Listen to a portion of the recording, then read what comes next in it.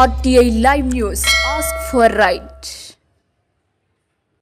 నమస్తే, welcome to RT live news. Nagar Kurnool జిల్లా MLA Rajesh Reddy comments. Nagar Kurnool MLA camp కార్యాలయంలో జరిగిన పార్టీ కార్యకర్తల సమావేశంలో ఎమ్మెల్యే ఘాటు స్పందన. రానున్న ఎన్నికల్లో కూడా తెలంగాణ గడ్డపై కాంగ్రెస్ పార్టీ జెండా ఎగరడం ఖాయం. సీఎంగా రేవంత్ రెడ్డి మరోసారి ఎన్నిక ఖాయం. బీఆర్ఎస్ లో పార్టీ గొడవలు స్టార్ట్ అయ్యాయి. ఓ దిక్కు బావ, మరో దిక్కు కొడుకు, దిక్కు బిడ్డల గొడవలు.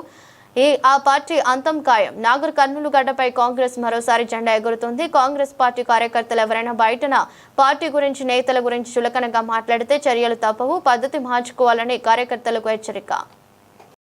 అదేవిధంగా తాళపల్లి గ్రామం నుంచి ముఖ్య నాయకులు ఈరోజు బీఆర్ఎస్ నుంచి కాంగ్రెస్ పార్టీకి జాయిన్ కావడం సంతోషకరం. మీ అందరూ జాయిన్ అయిన వాళ్ళ పెద్దలకు, తాళపల్లి గ్రామస్తులకు, అదే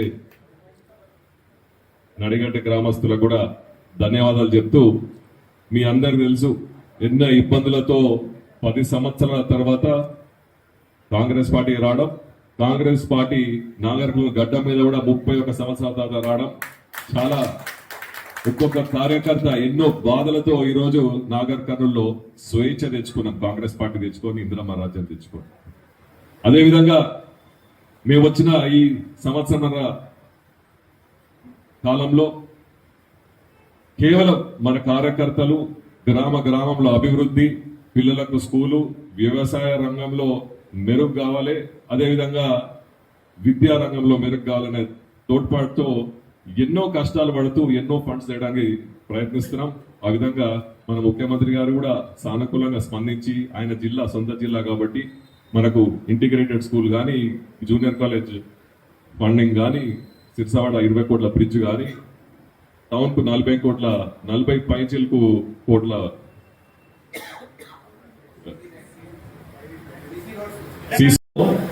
చేస్తున్నా కూడా అక్కడ ఉన్న కొద్ది మంది నాయకులు ఏదో అపోలు ఇప్పుడే చెప్తున్నారు. బస్ స్టాండ్ లో అవిలంటే ఉంటారు.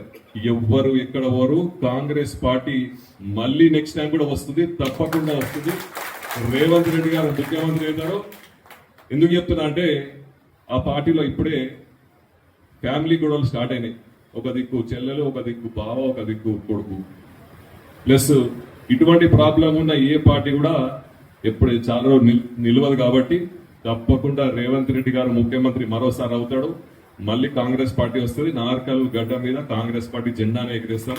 అది మాత్రం వాస్తవం.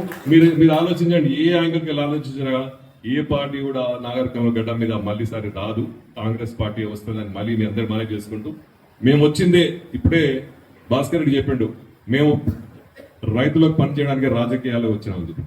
నేను మళ్ళీ చెప్తున్నా, నేను కూడా 20 సంవత్సరాలు ప్రాక్టీస్ చేసి డాక్టర్గా ఉండి ఈరోజు నాగర్ కర్నూలు అభివృద్ధి చేసుకుందాం, ఒక మంచి టౌన్ లాగా, ఒక మంచి నియోజకవర్గంలో తీర్చిదిద్దుకున్నాం అనే విధంగా పనిచేస్తున్నాం. కాంగ్రెస్ పార్టీ ఇచ్చిన 6 గ్యారెంటీలతో పాటు ఎన్నో అభివృద్ధి పనుల కోసం తాటుపడుతున్నాం. కొన్ని తొందర అవుతాయి, కొన్ని లేట్ అవుతాయి. మన కార్యకర్తలు కూడా బాధపడకండి. ఎందుకంటే అప్పుడప్పుడు కొంతమంది మన కార్యకర్తలే బయట లూజ్ టాక్ చేస్తున్నారు, ఇంకా రాదు అని. మీ అందరు కూడా ఒకటే సూచన, మన ఇంటి దొంగలే బయట అట్లా మాట్లాడితే మంచి పద్ధతి కాదు. ఎవరెవరు మాట్లాడితే కూడా నాకు కూడా తెలుసు.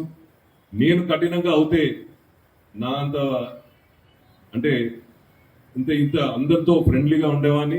ఎవరైనా బయట మాట్లాడేది నేను తెలుసుకుంటున్నా ఇప్పుడు, ఎందుకంటే ఊరుకుంటున్నా, ఎందుకంటే అందరు కూడా నాకు కష్టపడ్డారు కాబట్టి. కానీ అది మితిమీరితే మనకే ఇబ్బంది.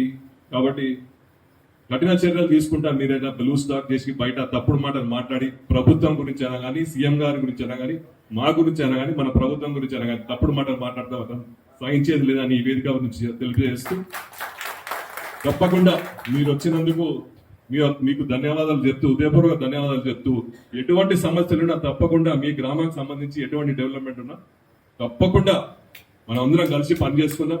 మనం అందరం కూడా మన గ్రామాలు బాగా చేసుకుందామని ఈ సభ ద్వారా తెలుపుకుంటూ, ఈ అవకాశం ఇచ్చిన మీకు, మా పెద్దలకు, మా గ్రామ పెద్దలకు, మా నాయకులకు, ఇక్కడ విచ్చేసిన పెద్దలకు, ముఖ్యంగా మా తండ్రి గారు, నా కూచుల దామోదర్ రెడ్డి గారికి, ప్రతి ఒక్కరికి ధన్యవాదాలు చెప్తూ సెలవు తీసుకుంటున్నాం.